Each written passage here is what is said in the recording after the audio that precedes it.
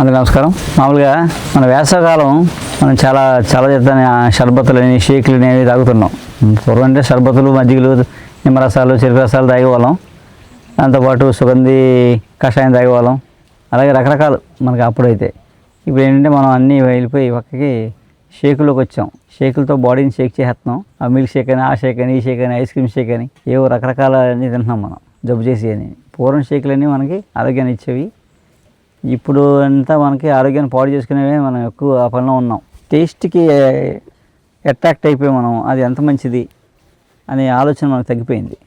దానివల్ల మన హెల్త్ ఎంత బాగుంటుంది అని అనుకుంటున్నాం. అని ఏంటంటే మళ్ళీ అందులో ఏం చెప్తామంటే గుడ్లో మెల్లనట్టు దాంట్లో ఈ న్యూట్రిషన్ ఉంది, ఆ న్యూట్రిషన్ వాల్యూస్ ఉన్నాయి అనేది చెప్తాం. బాదం మిల్క్ తాగితే ఇలా ఉంటుంది, అలా ఉంటుందని. కానీ అందులో అది నిల్వ ఉండడానికి ఏదో రసాయనాల వల్ల ఎంత మనం నష్టపోతుందో తెలియట్లేదు. సో ఏ రసాయనాలు లేకుండా సహజంగా చేసుకునే షర్బత్తులు, సమ్మర్లో చేసుకునే మనకి వేసవికాలం పానీయాలు ఎన్నో ఉన్నాయి మనకి. అలాంటి దాంట్లో దోసర తీగ ఒకటి. దోసర తీగని మామూలుగా సిబ్బి తీగ అంటారు. ఇలాంటి సిబ్బులు కూడా వెళ్ళిపోవడం. ఇప్పుడు మన అన్నవాచడానికి సిబ్బులు ఇవన్నీ అలా వాచేవారు, మూతట్టి వాచేవారు అనమాట. అలాగే ఇలాంటి చుట్టలు చేసి కొండలు పెట్టుకునేవారు. అలాగే దోసర తీగని వేసవికాలంలో ఏం చేసేవారు, ఆకు మెత్తగా చెదగొట్టేసి నీళ్ళలో వేసి ఇలా అంటే నీళ్ళు గడగడెత్తామంట, ఐస్ క్రీమ్లో అయిపోతుంది.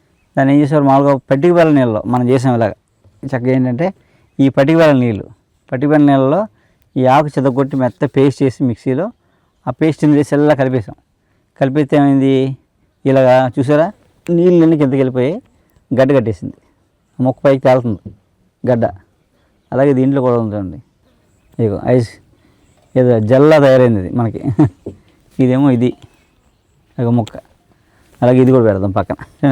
ఐస్ మొక్కలు అయితే ఎంత గట్టిగా ఉందో, జున్ను మొక్కలాగా. అదిగో ఇగో చూసి అలా ఊగుతుందో, జున్ను మొక్కలు ఎలా ఉందో అలాగా. పట్టిక బెల్లం నీళ్ళు కొంచెం మిరియాలు వేసి మనం మామూలుగా పానకం తాగుతాం కదా, ఆ పానకం నీళ్ళలో యాక వేసేస్తే ఇలాగ ఐస్ క్రీమ్లో అయిపోయింది. ఇది తిన్నాం అనుకోండి,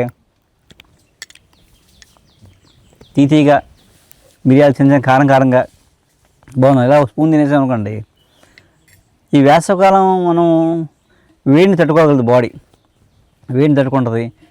యూరిన్ మంట, నీరుడు ఇన్ఫెక్షన్ రాకుండా, హార్మోన్ ఇంబ్యాలెన్స్ లేకుండా చేసి, భార్యాభర్తలు ఇద్దరు కూడా హార్మోనల్ ఇంబ్యాలెన్స్ లేకుండా చేసి సంతానోత్పత్తికి తోడ్పడుతుంది ఇలా తినడం వల్ల. వేసవకాలంలో చేసుకోవచ్చు. మామూలుగా ఏంటంటే వేసవకాలమైనా అంటే కాదు, ఏ కాలంలోనే చేసుకోవచ్చు. అలాగని మనకు దోసతీగ దొరకదు కదా అనుకున్నారు అనుకోండి, ఈ దోసతీగ ఎండబెట్టి పొడి చేసేసుకొని ఆ పొడి మీరు సంవత్సరం అంతా వాడుకోవచ్చు. ఆ పొడి ఈ పట్టిక బెల్లం ఒక లీటర్ నీళ్ళలో, ఒక అర లీటర్ నీళ్ళలో 100 గ్రాముల పట్టిక బెల్లం వేసేసి కలిపేసి, కొంచెం ఒక 5 గ్రాములు బియ్యం పొడి వేసి కలిపేసి మెత్తగా ఆ నీళ్ళల్లో పచ్చిది లేకపోతే ఎండి పొడి ఒక స్పూన్ పొడి కలిపేసారనుకోండి, కలిపేస్తే ఆ నీళ్ళన్నీ గడ్డగా అయిపోయి ఇలా ఐస్ క్రీమ్లా తయారవుద్ది అనమాట. ఇలా ఒక స్పూన్ తిన్నారనుకోండి రోజుని, ఇది నేను ఎంత బాగుందో గడ్డగట్టేసింది. ఏ ఫ్రిడ్జ్ లేకుండా ఇలా నీళ్ళు వేసి పెడితే గడ్డగా చక్కగా జున్ను ముక్కలా తయారైంది. చూసారు ఎంత బాగుందో. టేస్ట్ కూడా జున్నులాగా ఉంటుంది. నేను పట్టిక బెల్లం వేసాం, చక్కగా బియ్యం పొడి వేసాం, జున్నులాగా ఉంటుంది. తింటే చలవ చేస్తుంది, మూత్రం మంట తగ్గుతుంది, వేసవకాలం వడదెబ్బలు తగలవు. దాంతోపాటు సంతానోత్పత్తి, హార్మోనల్ ఇంబ్యాలెన్స్ లేకుండా చేసి సంతానోత్పత్తి కలిగిస్తుంది. ఇది దీంట్లో ఉండే విశేషం. ఇలాంటివన్నీ మన పూర్వీకులు తిన్నారు కాబట్టి ఎవరు సంతానం కోసం పరిగెట్టలేదు అటు ఇటును. దొరికినప్పుడు ఇలా ఎండబెట్టి ఈ ఆకులు దాచి ఉంచుకోవచ్చు, లేదా పొడి చేసి ఉంచుకోవచ్చు. ఈ నేను ఆరబెట్టయితే మీకు సంవత్సరం ఉంటాయి, ఆకులు పాడవు. మనం ఎప్పుడు వాడుకోవచ్చు. ఒక 6 నెలలైనా ఉంటాయి, ఇబ్బంది ఉండదు. ఏ బాపూజీ మహారాజ్, మా గురువు గారి దయ వల్ల సత్సంగ సభ్యురాలు ప్రియాక ద్వారా రవివర్మ గారి గురించి తెలిసింది. నా స్నేహితుడు కిషన్ నన్ను అక్కడికి తీసుకెళ్ళాడు. నా సమస్య అంతా చెప్పిన తర్వాత వాళ్ళు నాకు మెడిసిన్స్ ఇచ్చారు.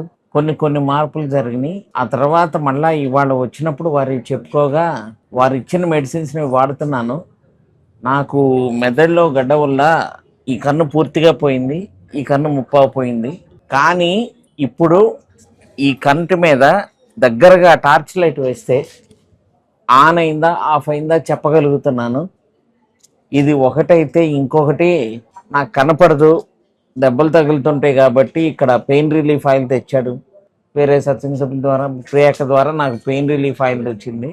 ఒకరోజు మట్టి కొండ ఇంతది, దాదాపు ఇంత హైట్ నుంచి కాలు బొట్టనవేలు మీద పడింది, ఎక్కడో తగులుకొని బాగా విపరీతమైన నొప్పిని అనుభవించాను.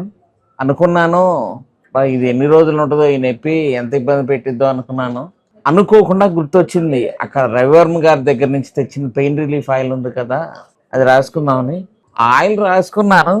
రాసుకున్న దాదాపు 5 నిమిషాల సమయం కూడా లేదు, ఫ్రీగా ఎక్కడికక్కడ నరాలు కండరాలు విడిపోతున్నట్టు టకా విరిగిపోతున్న శబ్దం కూడా, నాకు మజిల్స్ ఫ్రీ అయిపోతున్న శబ్దం కూడా అర్థమవుతూ చాలా తొందరగా పెయిన్ రిలీఫ్ వచ్చింది నాకు.